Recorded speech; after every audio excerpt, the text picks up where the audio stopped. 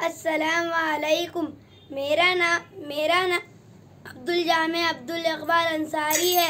मेरी उम्र 7 साल है। मैं पाथरी ज़िला परभनी से हूँ। मेरी नज़्म का उन्वान है बाप। हाय औलाद ने ये बात नहीं जानी है, बाप की ज़ात का मफ़हूम कुर्बानी है। हाय औलाद ने ये बात नहीं जानी है, बाप की ज़ात का मफ़हूम कुर्बानी है। जो बदलता नहीं वो प्यार का मौसम है बाप। आबे कौसर सी अगर माँ है तो ज़मज़म है बाप। जो बदलता नहीं वो प्यार का मौसम है बाप। आबे कौसर सी अगर माँ है तो ज़मज़म है बाप। और माँ की अज़मत को वो लोग घटा देते हैं, मर्तबे में जो कहे माँ से ज़रा कम है बाप।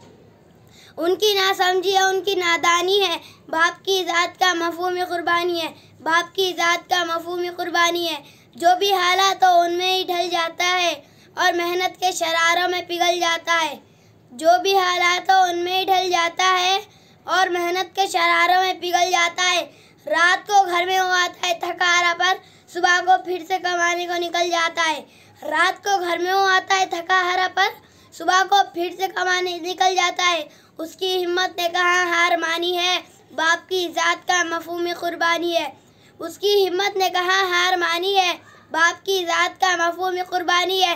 और आरज़ुओं को वो लड़ कर हरा देता है, अपने हर शौक़ पे पाबंदी लगा देता है।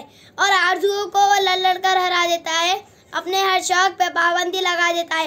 और फिर कब्र की गहराइयों में जाने तक अपने बच्चों को बुलंदी की दुआ देता है।